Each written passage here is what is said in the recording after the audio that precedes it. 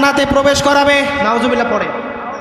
অথচ কিয়ামতের দিন কঠিন মুসিবতের সময় যখন আল্লাহ রাব্বুল আলামিন আমাদের বিচার কার্য শুরু করবেন, ওই সময় সকল নবী রাসূলরা ইয়া নাফসি পড়তে থাকবে। আল্লাহর সামনে মাথা তুলে কথা বলার মতো কারো ক্ষমতা নাই। আরে কত সকল নবী রাসূলরা যেখানে ইয়া নাফসি করবে, আপনার মতো আমার মতো 2 টাকার গোলাম 2 টাকার জন্য মানুষের কাছে হাত পাতো, মিয়া তুমি কিনা আল্লাহর সামনে সেদিন কথা বলবা, তোমার তো সেদিন খোঁজেই থাকবে না। সেই দিন শুধু আল্লাহর রসুল বিশ্বনবী জনাবে মুহাম্মদ রাসূলুল্লাহ সাল্লাল্লাহু আলাইহি ওয়াসাল্লাম ছাড়া কোনো বাপের বেড়াও কথা বলার সুযোগ রাখে না। কথা বলেন ঠিক কিনা? আর তুমি 4টা টাকার জন্য, পূজা পাওয়ার জন্য এই সমস্ত করো, আল্লাহর কাছে তোমাকে অবশ্যই অপরাধের কাঠগড়ায় দাঁড় হতে হবে।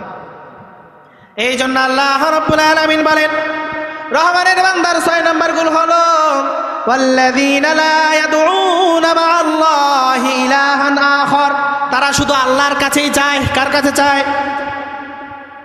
আর আমরা মাজারে গিয়ে সিজদা দিয়ে বলি, ও মাজারওয়ালা আমার একটা ছেলে সন্তান দাও, আমার একটা মেয়ে সন্তান দাও, আমার সংসারে বরকত নাই, আমার এইটা দাও সেইটা দাও। মাজারে যে শুয়ে আছে সে দেওয়ার মতো ক্ষমতা রাখে? সেই তো তার নিজের জীবন নিয়ে বাঁচে না, কিয়ামতে তার সঙ্গে আল্লাহ কি আচরণ করবে এই চিন্তা নিয়ে তো সে ব্যস্ত। চাইতে যদি হয় কার কাছে চাবেন? কার কাছে চাবেন? চাইতে যদি হয় আল্লাহর কাছে চান।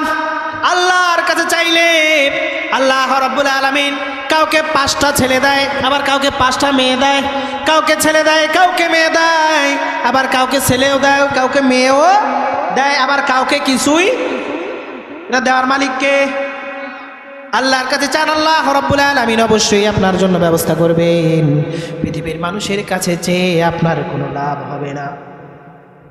যারা আল্লাহ রাব্বুল আলামিনের কাছে চাবেন তারা কখনোই দেবদেবীর পূজা করবে না, তারা কখনো শিরকের সঙ্গে সম্পৃক্ত হবে না। আল্লাহ রাব্বুল আলামিন সূরাতুল ইখলাসের মধ্যে বললেন, কুল হুয়াল্লাহু আহাদ। সুবহানাল্লাহ বলবেন না?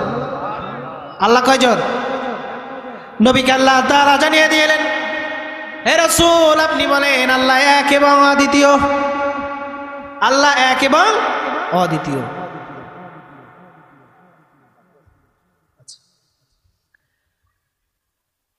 হাদিস শরীফের মধ্যে বিশ্বনবী জনাবি মুহাম্মদুর রাসূলুল্লাহ সাল্লাল্লাহু আলাইহি ওয়াসাল্লাম বলেন, একজন সাহাবী নবী করিম সাল্লাল্লাহু আলাইহি ওয়াসাল্লামকে বললেন, ইয়া রাসূলুল্লাহ, ইয়া হাবিবাল্লাহ, অমুক দেশের প্রজারা বাদশাকে সিজদা করে, বাদশার পায়ের কাছে গিয়ে সিজদা করি। রাসূলুল্লাহ, হাবিবাল্লাহ, সে তো মাত্র একটা দেশের বাদশা, তো আমার মনটা চায় আপনি রসুলের পায়ের কাছে গিয়ে সিজদা করি। রাসূলুল্লাহ সাল্লাল্লাহু আলাইহি ওয়াসাল্লাম বলেন, নাউজুবিল্লাহ, আল্লাহ রাব্বুল আলামিনের পরে পৃথিবীতে আর কাউকে সিজদা করার জায়েজ?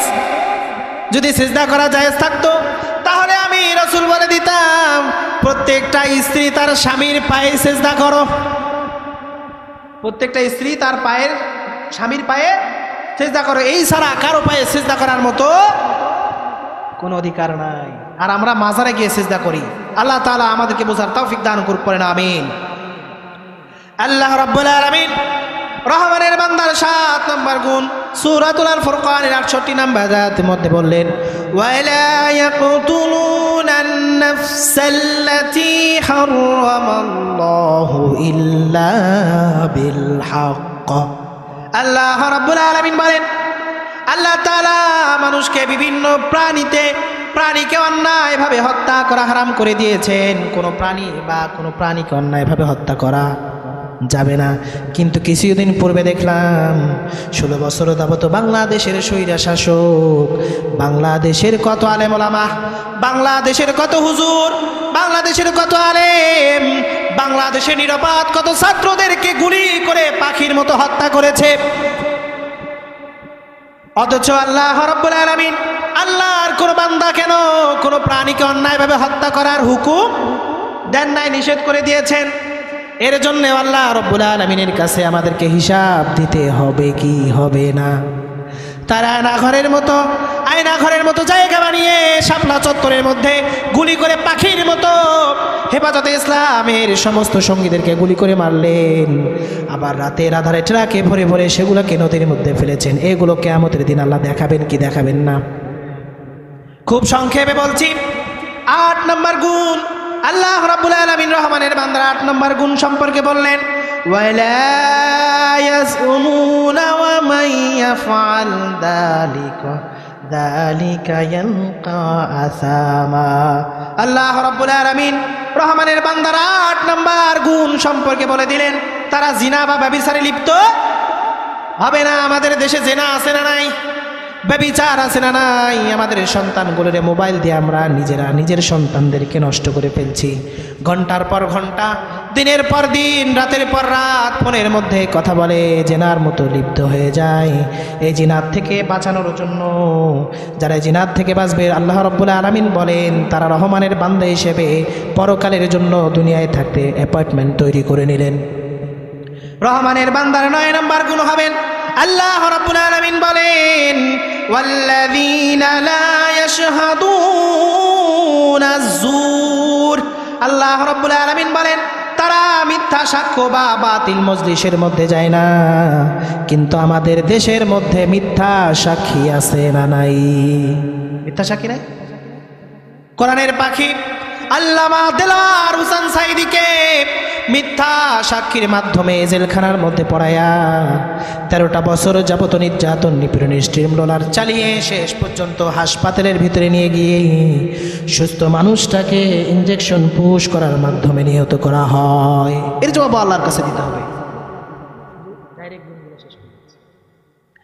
রহমানের বান্দার 10 নম্বর গুণ হলো, ওয়াইদা মাররু বিল্লাগwi মাররু কিরামা। আল্লাহ রাব্বুল আলামিন রহমানের বান্দার 10 নম্বর গুণ বলেন, তারা হয়তো কোনো কাজে বা কোনো গল্প, এমন কোনো বাজে কাজের মধ্যে, বাজে কোনো মজলিসের মধ্যে লিপ্ত হবে না। রহমানের বান্দার 11 নম্বর গুণ আল্লাহ রাব্বুল আলামিন বলেন, ওয়াল্লাযীনা ইযা যুক্কিরু বিআয়াতি রাব্বিহিম লা ইয়াখির।